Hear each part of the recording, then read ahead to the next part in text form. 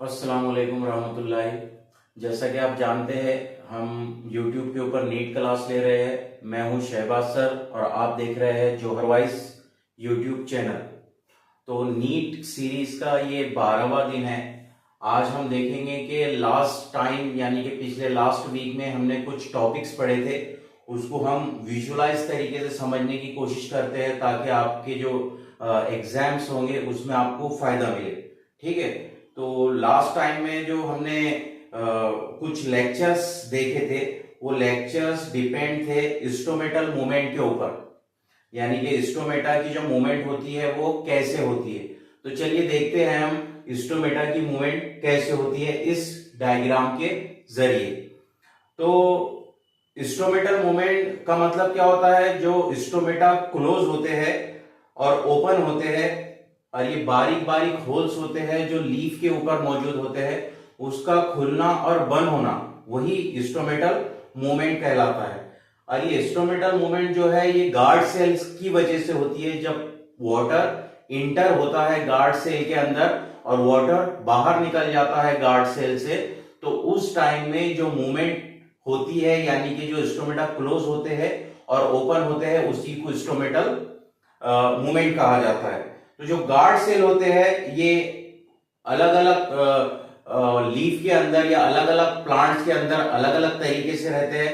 जैसे कि अगर हम बात करें डाइकॉट्स प्लांट की, तो गार्ड सेल इनमें किडनी शेप होते हैं। और अगर हम मोनोकॉट प्लांट की बात करें यानी कि यक खलवी प्लांट की, यक दाला नबातात की बात करें, तो उसमें जो गार्ड सेल होते हैं इनकी शेप जो होती है वो डम्बेल शेप होती है। ठीक है।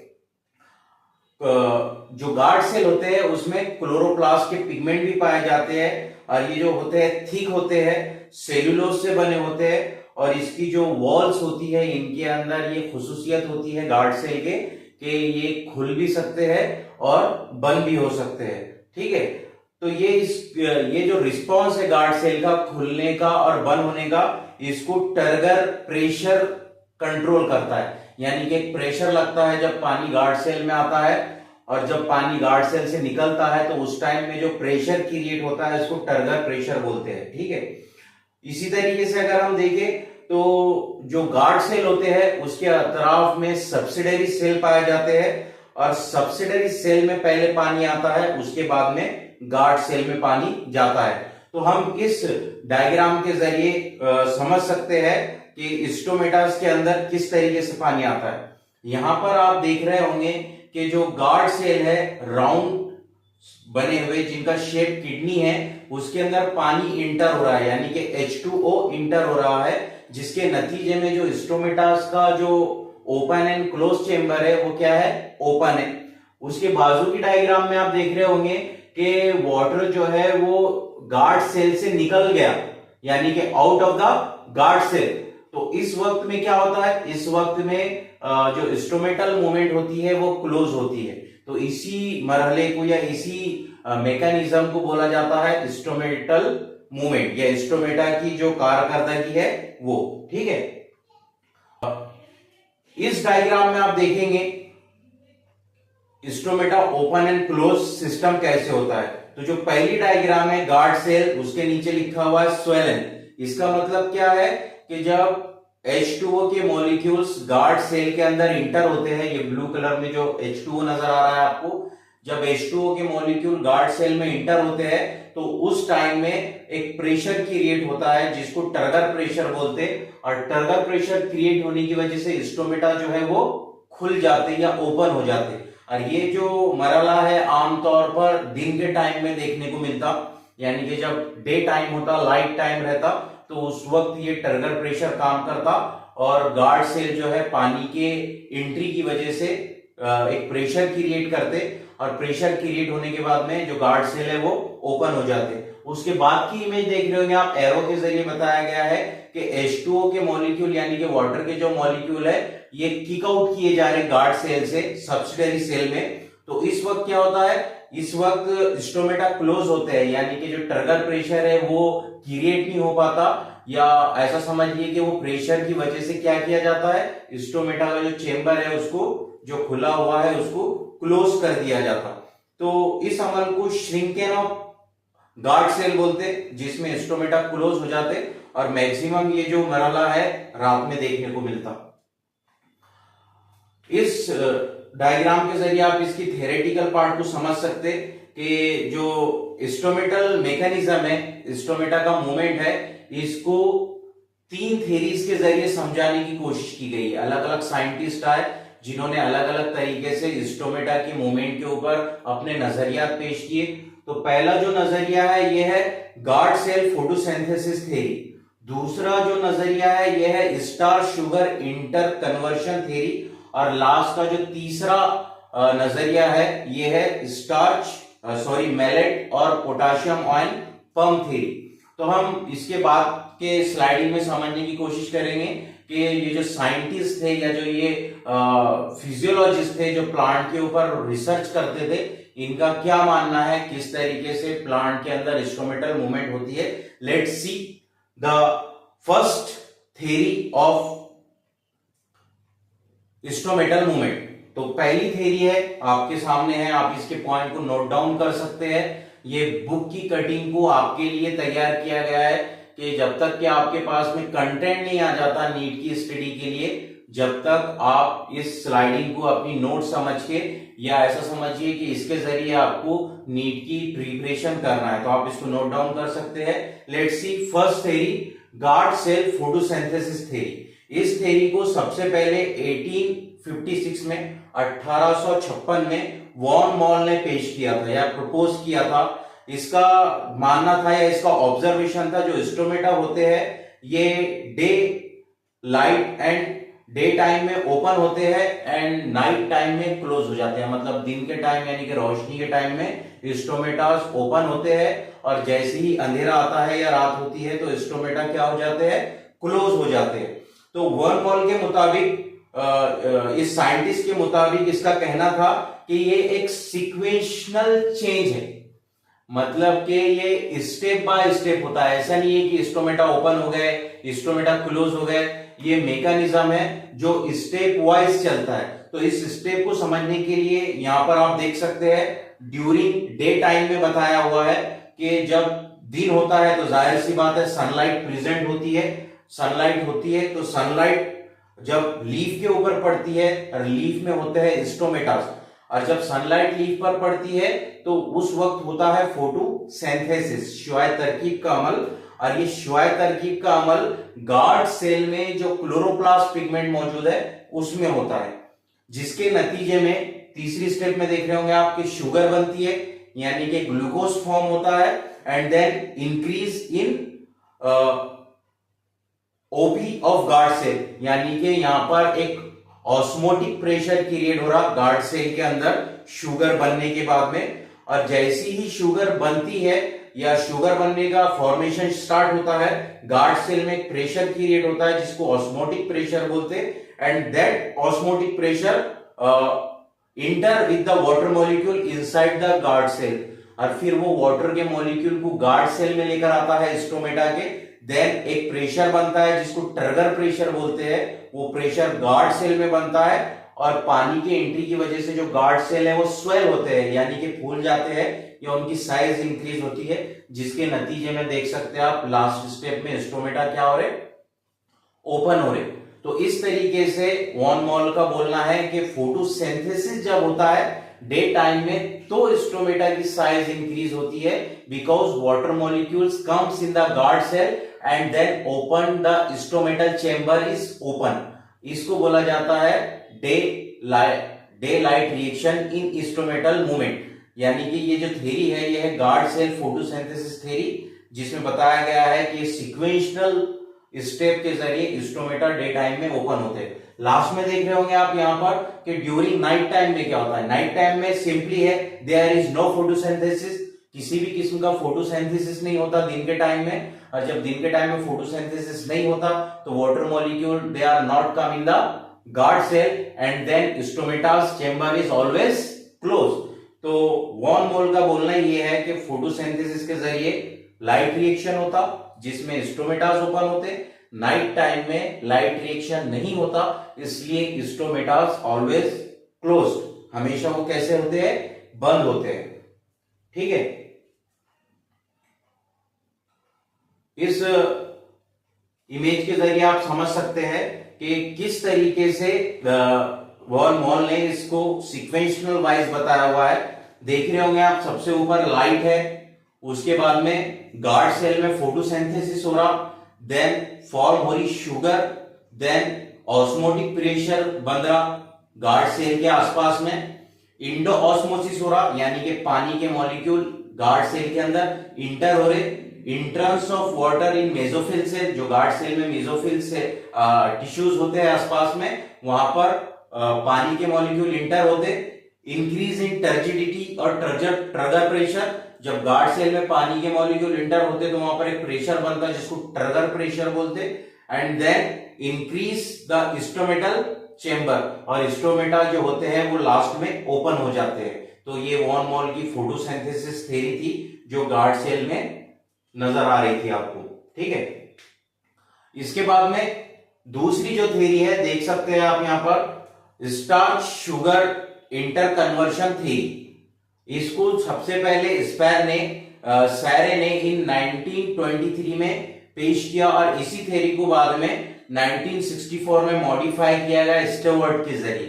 तो दो साइंटिस्ट है जिनका मानना है कि स्टोमेटल मूवमेंट एक starch sugar inter conversion process है जिसके नतीजे में स्टोमेटास जो है वो ओपन होते हैं एंड क्लोज होते हैं। तो ये दोनों के मुताबिक, यहां पर आप पॉइंट को नोट भी करते चलो साथ साथ में, दोनों के मुताबिक ड्यूरिंग डे लाइट यानी कि दिन की रोशनी में जब CO2 का तनासुब यानी कि कार्बन डाइऑक्साइड का जब तनासुब ज्यादा होता है तो गार्ड सेल में ये डिक्रीज होता है, ठीक है। During day light time CO2 concentration in guard cell is decrease. दिन के टाइम में गार्ड सेल में कार्बन डाइऑक्साइड का तनासुब क्या होता है या रेशियो क्या होता है, डिक्रीज होता है, leading to an increase in pH, जिसके नतीजे में गार्ड सेल का पीएच बढ़ता है, ठीक है। Increase in pH, high pH favours hydrolysis of starch insoluble into glucose, और इसी हाई पीएच की वजह से जो स्टार्च होता है आसपास में गार्ड सेल के या प्लांट के अंदर जो स्टार्च होता है ये होता है इनसॉल्युबल फॉर्म में यानी कि गैर हलपजीर हालत में, और ये ग्लूकोज कन्वर्ट होता है ग्लूकोज 1 फॉस्फेट में, और बाद में जाके ये ग्लूकोज 1 फॉस्फेट कन्वर्ट होता है ग्लूकोज में जो होता है सॉल्युबल। ये दोनों का मानना क्या है कि जब CO2 का कॉन्सेंट्रेशन गार्ड सेल में ज्यादा होता है तो उस वक्त में पीएच बढ़ता है गार्ड सेल का, पीएच के बढ़ने की वजह से जो स्टार्च है प्लांट में वो स्टार्च इनसॉल्युबल फॉर्म में है, वो कन्वर्ट हो जाता है ग्लूकोज 1 फॉस्फेट में, और ग्लूकोज 1 फॉस्फेट में जब चेंज आते हैं तो वो कन्वर्ट हो जाता है किसमें, ग्लूकोज में, जो कि सॉल्युबल है। ड्यू टू दिस, और ये होता किसकी वजह से, ऑस्मोटिक पोटेंशियल की वजह से लोअर इन गार्ड सेल। इसके बाद में देखेंगे आप ये इस अपने इंफॉर्मेशन में, तो guard cell and water from the surrounding epidermal mesophyll cell inter into the guard cell, अतराफ के जो वाटर के मॉलिक्यूल है इसके बाद में वो क्या होते, गार्ड सेल में इंटर होते, देन जैसे ही वो इंटर होते यहां पर एक डिफ्यूजन का प्रोसेस होता है जिसको ऑस्मोटिक डिफ्यूजन बोलते। इसके पहले हमने समझे थे लेक्चर में कि डिफ्यूजन किसको बोलते, आप उस लेक्चर को एक बार फिर से देखिए जाके आपको समझ में आएगा कि डिफ्यूजन का प्रोसेस किसे बोला जाता। तो गार्ड सेल में ऑस्मोटिक डिफ्यूजन लगता, guard cells become turgid and stomata is open, और एक प्रेशर बनता है जिसको टर्गर प्रेशर बोलते, और फिर बाद में जो स्टोमेटा होते हैं वो ओपन हो जाते हैं। नाइट टाइम में इनका क्या कहना था, इन दोनों साइंटिस्ट का कहना था कि रात के वक्त में यानी कि डार्क टाइम में ये प्रोसेस रिवर्स होता है। रिवर्स का मतलब क्या होता, पहले कैसे हुआ, पहले स्टार्च से ग्लूकोज बना यानी कि स्टार्च इनसॉल्युबल है, सॉल्युबल ग्लूकोज फॉर्म हुआ, ये हो गया डे टाइम, जिसके नतीजे में स्टोमेटास क्या हो रहे, खुल रहे या ओपन हो रहे। इसके बाद में क्या बोलना है इनका, डे टाइम में ये रिएक्शन रिवर्स होता है यानी कि जो ग्लूकोज बना था डे के टाइम में वो वापस किस शक्ल में कन्वर्ट हो जाएगा, स्टार्च की इनसॉल्युबल फॉर्म में कन्वर्ट होगा। यहां पर भी इंक्रीज होगा osmotic potential and guard cell become close. इस डायग्राम के जरिए हम समझ सकते हैं ड्यूरिंग डे टाइम में क्या हो रहा है। यहां पर देख सकते हैं आप, जो पहला इक्वेशन है इसके अंदर बताया गया है कि दिन के टाइम में क्या हो रहा, जो स्टार्च है इसके साथ में H3PO4 काम कर रहा, और साथ में एक एंजाइम है, एक खामरा है जो इसके अंदर रिएक्शन करवा रहा, जिसको बोला जाता है phosphorylase enzyme. Phosphorylase enzyme starch को कन्वर्ट करता with the help of H3PO4 and phosphorylase enzyme in glucose 1 phosphate. ठीक है, इसके बाद में दूसरी इक्वेशन देखेंगे आप कि दूसरी इक्वेशन में जो ग्लूकोज 1 फॉस्फेट बना, ग्लूकोज 1 फॉस्फेट म्यूटेस एंजाइम के जरिए कन्वर्ट हो रहा ग्लूकोज 6 फॉस्फेट में। मतलब कि पहले मरहले में स्टार्च फास्फोरिलेज एंजाइम से ग्लूकोज 1 फॉस्फेट में कन्वर्ट हुआ, देन ग्लूकोज 1 फॉस्फेट म्यूटेस एंजाइम के जरिए ग्लूकोज 6 फॉस्फेट में कन्वर्ट हो रहा, और लास्ट में ये प्रोसेस जब आगे बढ़ता तो तीसरी इक्वेशन में देख सकते हैं आप कि ग्लूकोज 6 फॉस्फेट ये वाटर के मदद से और एक एंजाइम फॉस्फेटेस की मदद से कन्वर्ट हो रहा ग्लूकोज में। यानी कि ये डे टाइम का रिएक्शन है, जिसमें हम आसानी से समझ सकते हैं कि पहले इनसोल्यूबल स्टार्च है और स्टेप वाइज एक सीक्वेंशियल तरीके से ये आगे बढ़ रहा, और लास्ट स्टेप में देख सकते हैं आप कि वो जो इनसोल्यूबल स्टार्च है वो ग्लूकोज में जाके क्या हो गया, कन्वर्ट हो गया, जिसके नतीजे में स्टोमेटा क्या होते, ओपन होते। ये स्टार्च कन्वर्शन थ्योरी का मानना है कि डे टाइम में ये रिएक्शन होता है। ठीक है, इसी थ्योरी का मानना है, इस डायग्राम में देख सकते हैं आप कि जो ग्लूकोज 6 फॉस्फेट कन्वर्ट हुआ था डे टाइम में ग्लूकोज में, अब इस ग्लूकोज का डार्क टाइम में क्या हो रहा, यहां देखेंगे आप डार्क टाइम में पहला रिएक्शन है ग्लूकोज के साथ में एटीपी एनर्जी काम कर रही, यानी कि एटीपी का मॉलिक्यूल, और इसमें एक एंजाइम हिस्सा लेता है जिसको हेक्सोकाइनेज बोलते हैं। हेक्सोकाइनेज जो है ग्लूकोज को ग्लूकोज 6 फॉस्फेट में कन्वर्ट करता, और जो एटीपी है वो एडीपी में कन्वर्ट हो जाती। मतलब कि यहां पर आप समझ सकते कि यहां पर इस प्रोसेस को करने के लिए कुव्वत लग रही, ताकत लग रही, फोर्स लग रही, जो एटीपी की शक्ल में प्लांट से क्या हो रही, रिलीज हो रही। यानी कि ग्लूकोज का मॉलिक्यूल जब ग्लूकोज 6 फॉस्फेट में कन्वर्ट होगा तो एक एटीपी से एक एएमपी निकलेगा और वो एडीपी में कन्वर्ट हो जाएगा। ठीक है, तो ये पहला मरहला है जिसमें ग्लूकोज हेक्सोकाइनेज की मदद से ग्लूकोज 6 फॉस्फेट में कन्वर्ट होता, बदले में एटीपी का मॉलिक्यूल टूटता जो कन्वर्ट हो जाता बाद में एडीपी में। अब ग्लूकोज 6 फॉस्फेट म्यूटेस एंजाइम की मदद से कन्वर्ट हो रहा ग्लूकोज 1 फॉस्फेट में। ये हो गया दूसरा रिएक्शन। ये वाली दूसरी जो इक्वेशन है इसमें देख सकते हैं आप कि glucose 6 phosphate is converted into glucose 1 phosphate with the help of mutase enzyme. Then last में देख रहे होंगे आप, लास्ट स्टेप जो है इसमें ग्लूकोज 1 फॉस्फेट फॉस्फेटेस एंजाइम की मदद से स्टार्च में कन्वर्ट हो रहा, and then comes H3PO4।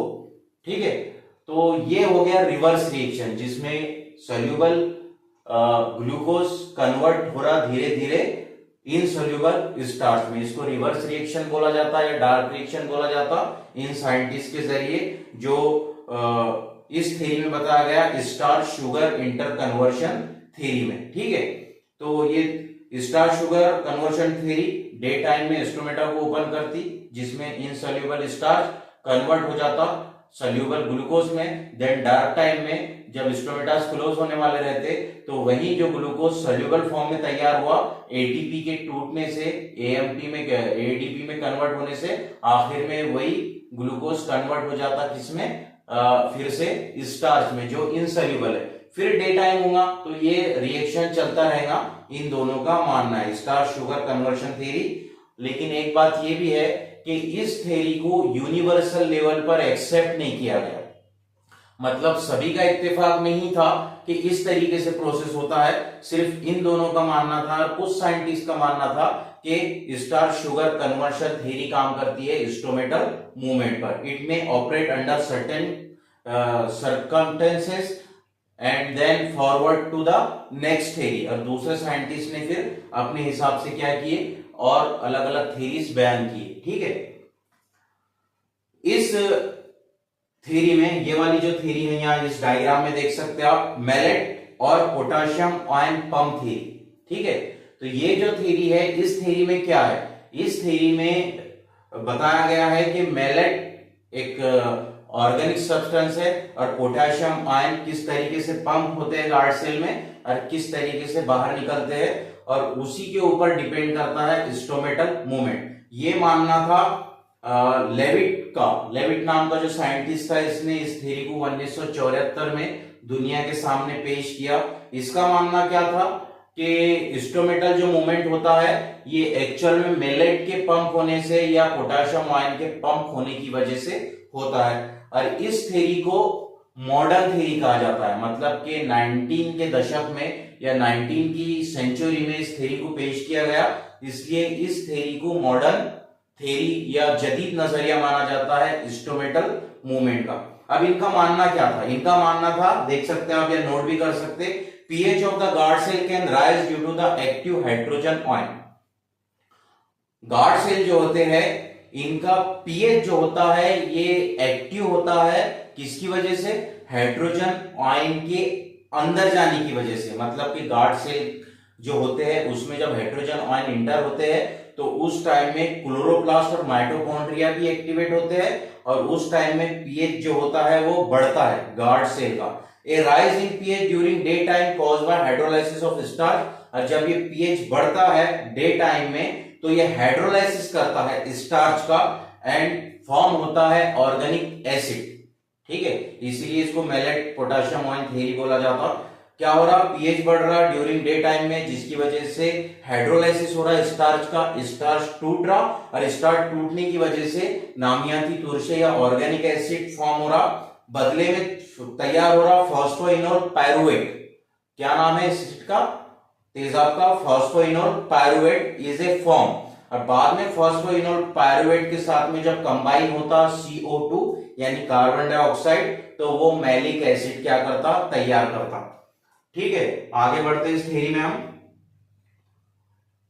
Then जो मैलिक एसिड होता, they are dissociate to the produce hydrogen ion and malate. बाद में ये मैलिक एसिड से जब हाइड्रोजन आयन निकल जाते तो ये मैलिक एसिड कन्वर्ट हो जाता मैलेट में। मैलेट के साथ में प्रोटॉन्स क्या होते, पंप किए जाते बाहर गार्ड सेल के इनटू द सब्सिडरी सेल, और गार्ड सेल से वो हाइड्रोजन आयन जब बाहर निकल जाते, डिसएसोसिएट हो जाते, तो अंदर जाता सब्सिडरी सेल से पोटेशियम आयन, यानी कि K+ आयन अंदर जा रहे। हाइड्रोजन आयन जब बाहर निकल रहे तो पोटेशियम आयन क्या हो रहे, गार्ड सेल में इंटर हो रहे, they are pumped into the guard cell. इसीलिए इसको पोटेशियम आयन पंप थ्योरी भी बोला गया है।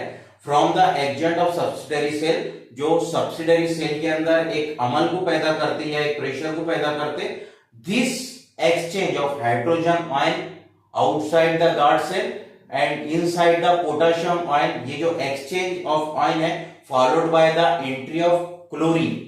क्लोरीन के निगेटिव आयन को क्या करता है, ये प्रमोट करने का काम करता, जिसके नतीजे में गार्ड सेल में एक मदद होती, किसके जरिए, एडेनोसिन मोनोफॉस्फेट और एटीपी के जरिए साइटोकाइनेसिस होता, और जो पोटेशियम आयन है वो इमीडिएटली मैलेट के साथ में कंबाइन हो जाते।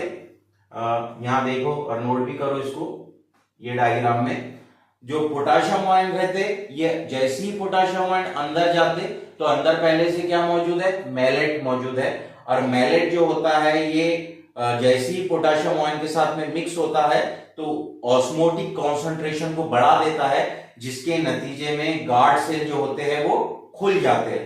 एज ए रिजल्ट, मतलब इसके नतीजे में गार्ड सेल क्या होंगे, खुल जाएंगे, absorb water from the near by epidermal, और अतराफ का जो भी एपिडर्मल मटेरियल होगा या सेल होंगे, और उसमें जो पानी होगा वो भी क्या होगा, इंटर होगा इनसाइड द गार्ड सेल, और जब गार्ड सेल में ये पानी जाएगा तो नतीजतन स्वेल होगा गार्ड सेल और स्टोमेटा ओपन हो जाएंगे।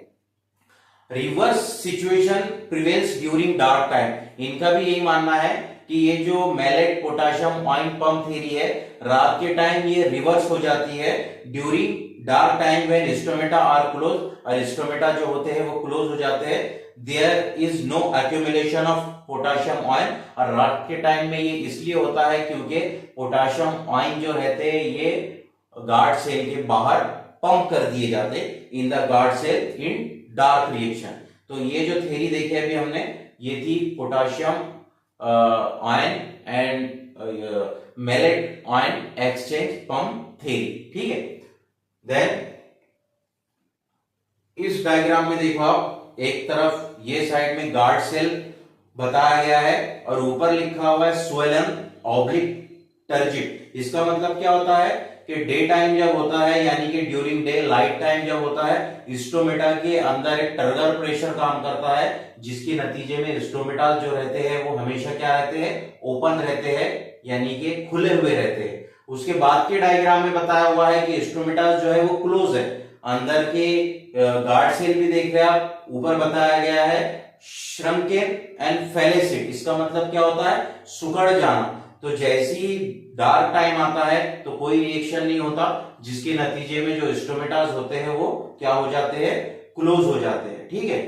इस डायग्राम में ये वाले चार्ट में देख सकते हैं आप, आसानी से समझ सकते देखकर, ड्यूरिंग डे टाइम में क्या फर्क है स्टोमेटा में और ड्यूरिंग नाइट टाइम में क्या फर्क है स्टोमेटा में, ठीक है। तो फर्क को समझने के लिए आप पॉइंट भी नोट करते चलो, 1 2 3 पूरे पॉइंट्स है यहाँ पर, आपको बेहतर तरीके से समझ में आए, इसलिए इस तरीके से आपको समझाने की कोशिश की जा रही है। तो जब दिन का टाइम होता है तो गार्ड सेल में क्या होता है, और जब रात का टाइम होता है यानी कि डार्क टाइम होता है तो गार्ड सेल में या स्टोमेटा में क्या होता है, वो थ्योरी हमको यहाँ पर समझने की कोशिश करना है कंपैरिजन के हिसाब से। तो let's C during day time, first CO2 concentration always decrease. क्या है, जब स्टोमेटा दिन के टाइम में होते हैं तो गार्ड सेल में या स्टोमेटा में CO2 कॉन्सेंट्रेशन हमेशा क्या होता है, डिक्रीज होता है। उसी तरीके से ड्यूरिंग नाइट टाइम की अगर बात करें हम, तो CO2 का तनासुब या रेशो कॉन्सेंट्रेशन या इर्तिकाज हमेशा क्या होता है, इंक्रीज होता है या बढ़ता है। दूसरे इसमें ड्यूरिंग डे टाइम में मैलिक एसिड फॉर्म होता है गार्ड सेल में। अगर नाइट टाइम की या डार्क टाइम की बात करें तो ABA यानी कि अब्सेसिक एसिड रिलीज होता है और वो स्टॉप करता है किसको, एक्सचेंज ऑफ पोटाशियम आयन को। अभी देखिए हमने मैलेट पोटाशियम एक्सचेंज थ्योरी में कि रात के टाइम में पोटाशियम के आयन क्या कर दिए जाते, स्टोमेटा के गार्ड सेल के बाहर कर दिए जाते हैं। इसके लिए कौन मदद करता, अब्सेसिक एसिड। तीसरा dissociates into malate ions and hydrogen ion.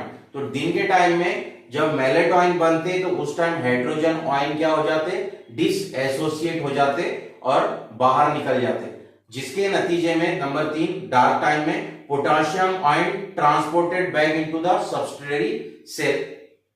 Dark time में यही सब्सिडियरी सेल में आ जाते potassium ion. Number 4 potassium ion exchange from the subsidiary cell. दिन के टाइम में पोटाशियम आयन क्या होते, इंटर होते गार्ड सेल के अंदर। Number 4 decrease pH of guard cell.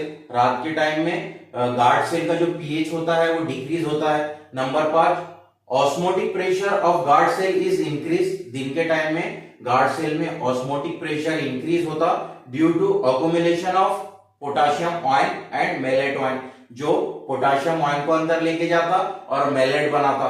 और रात के टाइम में decrease of osmotic pressure of guard cell due to the starch synthesis, क्योंकि ग्लूकोज से रात के टाइम में स्टार्च बन रहा वापस रिवर्स रिएक्शन में इन गार्ड सेल, तो पोटाशियम आयन जो रहते ये गार्ड सेल के बाहर निकाल दिए जाते। Then number 6 endosmosis into guard cell. दिन के टाइम में इंडोस्मोसिस होता, यानी कि पानी के जो बुखारात है या पानी के जो मॉलिक्यूल है, बुखारात नहीं मॉलिक्यूल्स जो है साल्मा, वो गार्ड सेल में इंटर होते और बाद में एक्सोस्मोसिस होता गार्ड सेल से। यही पानी के जो बुखारात है ये गार्ड सेल से पंप आउट हो जाते, तो इसको एक्सोस्मोसिस बोलते। Number 7 guard cell turgid. दिन के टाइम में गार्ड सेल टर्जिट होता, एक प्रेशर के जरिए खुलता, एक प्रेशर के जरिए ओपन होता। एंड देन रात के time guard cell losses turgidity, और जो दिन के टाइम में टर्जिडिटी या टर्जिट प्रेशर के जरिए प्रेशर बना था, रात के टाइम में वही प्रेशर क्या हो जाता, लॉस हो जाता, यानी कि स्टोमेटास क्लोज हो जाते। दिन के टाइम में स्टोमेटा ओपन रहते और डार्क टाइम में स्टोमेटा हमेशा क्या रहते, क्लोज रहते। तो ये कंपैरिजन है डार्क टाइम डे टाइम में स्टोमेटा की क्या मूवमेंट है और नाइट टाइम में स्टोमेटा की क्या मूवमेंट है। इसको आप वीडियो को पॉज करके लिख लो या दोहराने लेक्चर आप इसको लिख सकते। देन इस स्ट्रक्चर में या इस फ्लो चार्ट में हम समझ सकते कि फैक्टर इफेक्टिंग ऑन ट्रांसपिरेशन, मतलब वो कौन से अवामिल है, वो कौन से सोर्सेस है माहौल के जो ट्रांसपिरेशन के प्रोसेस के ऊपर असरअंदाज होते। तो वेरियस फैक्टर, अलग अलग किस्म के अवामिल है, फैक्टर्स है, जैसा कि नीचे बताया गया है। बीच में ट्रांसपिरेशन का प्रोसेस है, एक तरफ इस साइड में एक्सटर्नल फैक्टर है और उस साइड में इंटरनल फैक्टर है। मतलब जो ट्रांसपिरेशन का प्रोसेस है इसमें एक्स्ट्रा तौर पर यानी कि बाहरी कौन से अवामिल है जो असरअंदाज होते ट्रांसपिरेशन पर, और अंदरूनी कौन से अवामिल है जो ट्रांसपिरेशन के अमल के ऊपर असरअंदाज होते। तो let's see first external factor affecting on the transpiration. जैसे कि पहला रिलेटिव ह्यूमिडिटी। ह्यूमिडिटी किसको बोला जाता, जो माहौल की तपिश होती है, जैसे कि यहां पर भी अभी तपिश हो रही है आपको पढ़ाते टाइम में। जो ह्यूमिडिटी होती है तपिश, तो तपिश के बढ़ने की वजह से भी ट्रांसपिरेशन के अमल के ऊपर क्या होता है, इफेक्ट पड़ता है या असर पड़ता है। ठीक है, आगे उसके माइनस दिखाया हुआ है राउंड में रिलेटिव ह्यूमिडिटी पर, उसको भी बताएंगे कि एक्चुअल में वो है क्या। उसके नीचे है टेम्परेचर। टेम्परेचर यानी कि दर्जे हरारत, यानी कि कोई चीज ज्यादा गर्म हो जाती, तपिश उसकी बढ़ती, तो वहां पर दर्जे हरारत भी बढ़ता। जैसे कि माहौल की अगर तपिश बढ़ गई, गर्मी बढ़ गई, तो क्या होता, दर्जे हरारत भी बढ़ जाता। तो टेम्परेचर भी ट्रांसपिरेशन के अमल के ऊपर क्या होता, असरअंदाज होता, जिसको प्लस के सिंबल से बताया हुआ है। ठीक है, उसके बाद में लाइट, जो सन से निकलने वाली रोशनी है, सूरज की जो किरणें या लाइट है, वो भी ट्रांसपिरेशन के अमल में क्या करती, रुकावट पैदा करती या असरअंदाज होती। शदीद लाइट रहेंगी तो जाहिर सी बात है ज्यादा ट्रांसपिरेशन होगा, पानी ज्यादा टूटेगा, है ना। तो ये सारी चीजें जो है एक्सटर्नल फैक्टर में आती। वाइंड, हवा, आंधी जिसको बोलते, तो ज्यादा तेज हवा के चलने की वजह से प्लांट के लीफ जो रहते हैं वो कांस्टेंट नहीं रह सकते और ट्रांसपिरेशन का अमल जो है कहीं ना कहीं इन्फेक्टेड होता है ज्यादा तेज वाइंड की वजह से, विंड की वजह से। ठीक है, इसके बाद में सॉइल वाटर, ये एक अहम फैक्टर है जो ट्रांसपिरेशन के अमल को इफेक्ट करता है। जैसा कि पानी जो होता है ये सॉइल के जरिए या रूट के जरिए जज्ब किया जाता है जो सॉइल में होता है। अब जाहिर सी बात है अगर कम पानी रहेगा सॉइल में, कम पानी रहेगा मिट्टी में, तो वो कम ही ऊपर तक जाएगा और ट्रांसपिरेशन का अमल जो होगा फिर वो असरअंदाज होगा। तो ये भी एक फैक्टर है जो एक्सटर्नल फैक्टर में आता है। तो एक्सटर्नल फैक्टर में कितने फैक्टर है, relative humidity, temperature, wind, light and soil water. अब हम इंटरनल फैक्टर की बात करते हैं, यानी कि इनसाइड द जो प्लांट है, प्लांट के अंदर ऐसी कौन सी चीजें हैं जो ट्रांसपिरेशन के अमल को इन्फेक्टेड करती। जैसे कि लीफ सरफेस एरिया, पत्ते का जो डायमीटर होता है या उसका जो एरिया होता है वो डिपेंड करता है कि किस तरीके से ट्रांसपिरेशन होगा। अगर एरिया सरफेस कम है तो जाहिर सी बात है उसमें स्ट्रोमेटा भी कम होंगे, जब स्ट्रोमेटा कम होंगे तो ट्रांसपिरेशन भी कम होगा। तो area surface of leaf is matter in internal factor और in fact affecting of transpiration.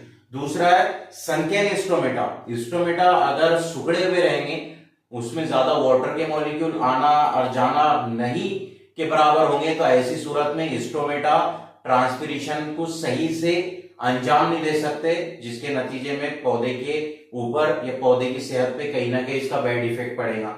Thick cuticle, cuticle layer होती है जो लीफ के ऊपर, टहनियों के ऊपर, है ना। हमने देखे थे ट्रांसपिरेशन की एक किस्म है क्यूटिकुलर ट्रांसपिरेशन। तो इसमें क्या है, क्यूटिकल के जरिए जो ट्रांसपिरेशन होता है, यानी कि टहनियों के ऊपर जो बारीक बारीक होल होते हैं उसके जरिए जो ट्रांसपिरेशन होता है उसको क्यूटिकुलर ट्रांसपिरेशन बोलते हैं। और अगर क्यूटिकल लेयर बहुत ज्यादा सख्त होंगी, मोटी होंगी, तो ऐसी सूरत में भी stomatal transpiration, sorry cuticle transpiration के ऊपर कुछ ना कुछ असर पड़ेगा। इसके बाद में next mesophyll cell, mesophyll cell जो होते हैं गार्ड सेल के अतराफ में, सराउंडिंग में, एपिडर्मल लेयर के ऊपर, तो जाहिर सी बात है कि वो सही से काम नहीं करेंगे तो ट्रांसपिरेशन का अमल भी सही से नहीं होगा। तो ये थे एक्सटर्नल फैक्टर और ये थे इंटरनल फैक्टर जो ट्रांसपिरेशन के अमल के ऊपर कहीं ना कहीं इफेक्ट डालते या ट्रांसपिरेशन के अमल पर कुछ ना कुछ बैड इफेक्ट होता। प्लस का जो निशान बताया गया है यहां पर, एक्चुअल में इसका मतलब क्या है, increase in transpiration with increasing related factor. अगर ट्रांसपिरेशन ज्यादा होगा, इंक्रीज होगा, तो जो रिलेटेड फैक्टर है जिस पर प्लस बताया हुआ है वो भी ज्यादा होगा, और ट्रांसपिरेशन का अमल अगर कम होगा with increase in related factor, मतलब कि अगर जो फैक्टर है, ये जो फैक्टर है इंटरनल फैक्टर हो या एक्सटर्नल फैक्टर हो, जो प्लस का पॉइंट बताया गया है, तो ये इंक्रीज होगा तो ट्रांसपिरेशन का अमल भी बहुत ज्यादा बढ़ जाएगा, यानी कि वो भी गैर जरूरी चीज है जो पौधे के ऊपर असर डालेंगी। और अगर रिलेटेड फैक्टर कम हो जाएगा तो जाहिर सी बात है तब भी पौधे के ऊपर असर पड़ेगा, जिससे ट्रांसपिरेशन का अमल कम होगा, वो भी एक पौधे के लिए बुरी बात है। तो चाहे ट्रांसपिरेशन का अमल बहुत ज्यादा हो जाए तब भी इफेक्ट डालता पौधे पर, चाहे ट्रांसपिरेशन का अमल बहुत कम हो जाए तब भी पौधे के ऊपर इफेक्ट डालता है। ये बात आप नोट करके रहो। देन ये इंफॉर्मेशन के जरिए लास्ट है ये टॉपिक, इसके जरिए आप समझ लो, देख सकते हो आप, एडवांटेजेस ऑफ ट्रांसपिरेशन, मतलब कि ट्रांसपिरेशन का फायदा क्या है, एडवांटेज क्या है, पौधों को इससे क्या मिलता है, इसका फायदा क्या है वो देखना है हमको। तो advantage of transpiration are as follows. Number 1, it plays the very important role in plant life cycle. जाहिर सी बात है पौधों की जिंदगी में इंपॉर्टेंट रोल अदा करता है ये मूवमेंट, जिसमें अपवर्ड मूवमेंट है वाटर का, पानी ऊपर जाता है, and that transpires from the stomata. ठीक है, तो ट्रांसपिरेशन का अमल इंपॉर्टेंट है। एसेंट ऑफ सेप में देखे थे हमने, जिसमें पानी वेपर बनकर क्या होता, खलियात के या प्लांट के बाहर निकल जाता। तो ये एक इंपॉर्टेंट रोल अदा करता किसमें, पौधों में, ट्रांसपिरेशन का अमल। ये एक एडवांटेज है। अगर ऐसा ना हो तो फिर जाहिर सी बात है पानी ऊपर जाता रहेगा लेकिन ऊपर से कहीं निकलेगा नहीं, तो पौधों के लिए नुकसानदायक। तो जब पानी बाहर निकलता ट्रांसपिरेशन के जरिए तो पौधों के लिए एक इंपॉर्टेंट रोल अदा करता। दूसरा, number 2, it's help in the absorption and translocation of mineral salt. इसी की वजह से जब पानी लॉस होता ट्रांसपिरेशन के जरिए, जब पानी बाहर निकल जाता स्टोमेटास के जरिए, एसेंट ऑफ सेप में देखे थे हमने, तो पानी ऊपर भी जाता, मतलब पानी लॉस हो रहा ऊपर से और वापस फील हो रहा नीचे से, तो साथ साथ नमकियात भी ऊपर जाती और मिनरल्स यानी मादनियात भी ऊपर जाती। Salt and minerals transport from the roots by the root hair and comes in the plant. ये एक फायदे वाली बात है, ट्रांसपिरेशन की वजह से पौधों को सॉल्ट भी और मिनरल भी बराबर क्वांटिटी में मिल जाता। Number 3, rapid evaporation of water from the aerial part of the plant through transpiration. और ये जो है इवापोरेशन का यानी कि भाप बनने का अमल रैपिडली होता, मतलब आज हो रहा, फिर कल हो रहा, फिर और हो रहा, फिर और हो रहा, रैपिडली ये ट्रांसपिरेशन का अमल होते रहता, जिससे फायदा पहुंचता प्लांट को, ट्रांसपिरेशन में मदद मिलती। डाउन देयर टेम्परेचर, पौधों का जब टेम्परेचर बढ़ जाता तो उस टेम्परेचर को न्यूट्रल करने का काम भी ट्रांसपिरेशन के जरिए ही होता। It's prevent them the from excessive heating, जो प्लांट की बॉडी से एक्स्ट्रा जो हीटिंग होती है, खलियात की जो गर्मी होती है, उसको कम करने का काम करता। This is also known as cooling effect. ये वाला इंटरेस्टिंग पॉइंट है। अगर मैं आपको पूछूं कि प्लांट में कूलिंग इफेक्ट को बताइए, तो विच पॉइंट यू क्या बोलेंगे, कम्युनिकेट, आप कौन से पॉइंट के ऊपर बात करेंगे? इस पॉइंट पर कि पौधों में कूलिंग इफेक्ट होता है ट्रांसपिरेशन के जरिए। जब पानी भाप बनकर उड़ता है, बाहर निकल जाता है और पानी जज्ब होता है, जब पौधे की हीट बढ़ती है तो ये हीट इस ट्रांसपिरेशन की वजह से न्यूट्रल रहती है, ज्यादा बॉडी हीट नहीं बढ़ती प्लांट की। इसको बोल सकते हैं हम कि ये एक किस्म का कूलिंग इफेक्ट है। जैसा कि मदरबोर्ड देखी ना आपने कंप्यूटर का, कंप्यूटर के मदरबोर्ड में एक फैन लगा हुआ रहता। जब कंप्यूटर आप इस्तेमाल करते तो जैसे जैसे आप इस्तेमाल करते हैं कंप्यूटर की हार्ड डिस्क और पूरा सिस्टम क्या होता गर्म होता, और जैसे ही वो गर्म होता तो ऑटोमेटिक वो फैन भी स्टार्ट हो जाता उसको कूल करने के लिए। पौधों में ये कुदरती चीज है, विदाउट इलेक्ट्रिसिटी पौधे का जब टेम्परेचर बढ़ता, हीटिंग बढ़ती, ट्रांसपिरेशन का अमल होता, फिर से नीचे से पानी ऊपर पहुंचाया जाता ताकि पौधे ठंडे रहे, कूल रहे, इसको कूलिंग इफेक्ट बोला जाता। लास्ट में एक नोट दिया हुआ है, देख रहे होंगे आप, anti transpirants are inhibitor of transpiration. Anti transpirant यानी कि एंटीवायरस होते ना, तो वैसे ही कुछ अवामिल है जो ट्रांसपिरेशन के अमल के ऊपर असरअंदाज होते बहुत ज्यादा, यानी कि उसको बिल्कुल भी खत्म कर देते। दिस में भी मेटाबॉलिक इनहिबिटर, और पौधे में मेटाबॉलिक इनहिबिटर के तौर पर ये काम करते, जैसे कि पीएमए एक केमिकल का नाम है, फिनिल मर्क्यूरिक एसीटेट। तो ये एक इनहिबिटर है जो मेटाबॉलिक एक्टिविटी को क्या करता, पौधे से खत्म कर देता, ट्रांसपिरेशन को बिल्कुल भी होने नहीं देता। दूसरा है अब्सेसिक एसिड एंड एस्पायरिन और film forming like silicon emulsion waxes. मोम हो गया, इमल्शंस यानी कि ऑयल हो गया, सिलिकॉन हो गया और एस्पायरिन हो गया और अब्सेसिक एसिड हो गया। ये सारे के सारे जो केमिकल्स के नाम है या अज्जा के नाम है, ये ट्रांसपिरेशन के अमल के ऊपर बहुत ज्यादा इफेक्ट डालते या बिल्कुल भी ट्रांसपिरेशन के अमल को होने नहीं देते, जिसके नतीजे में इनको एंटी ट्रांसपेरेंट सब्सटेंसेस बोला जाता। ठीक है, मिसाल के तौर पर वैक्स समझने के लिए, नीचे वैक्स लिखा हुआ है ना, अगर लीफ के ऊपर आप वैक्स लगा दो, पूरा मोम आता ना, जैसे कि वैक्स के अंदर एक मिसाल देते हैं आपको, वैसलीन, व्हाइट कलर का वैसलीन आता ना घर में जो इस्तेमाल करते हैं हम, तो वैसलीन या ऑयल अगर हम लीफ के सरफेस के ऊपर लगा दे, नीचे से भी और ऊपर से भी, तो ऐसी सूरत में ट्रांसपिरेशन का अमल होगा या नहीं होगा? कमेंट में आप कमेंट करके बताओ कि जब हम लीफ के ऊपर दोनों भी तरफ से क्या लगा दे, ग्रीस लगा दे, ऑयल लगा दे, वैक्स लगा दे और उसको खुला छोड़ दे देखने के लिए कि इसमें ट्रांसपिरेशन होता या नहीं होता, तो आप कमेंट में बताओ मुझे कि अगर हम लीफ के ऊपर और निचले सिरे पर वैक्स, वैसलीन या ऑयल के सब्सटेंसेस लगा दे पूरे, तो ऐसी सूरत में पत्ते के अंदर, लीफ के अंदर ट्रांसपिरेशन का अमल होगा या नहीं होगा। ठीक है, तो आज के लिए इतना काफी है। उम्मीद है आप लेक्चर को पूरा देख रहे होंगे, और नहीं देखे होंगे लास्ट में स्किप करके आ गए होंगे तो पीछे जाओ, स्किप करके फिर से इस लेक्चर को देखो, समझने की कोशिश करो। इंशाल्लाह नेक्स्ट क्लास में आपसे लाइव इसके ऊपर हम डिस्कशन करेंगे, बात करेंगे, और मैं पूछूंगा आपसे कि जो मैंने आपसे पॉइंट बताया था कि अगर वैक्स लगा दिया जाए लीफ के दोनों भी सरफेस पर तो पौधों में ट्रांसपिरेशन का अमल होगा या नहीं होगा। ठीक है, तो पढ़िए अच्छे से, कामयाब होना है आप लोगों को।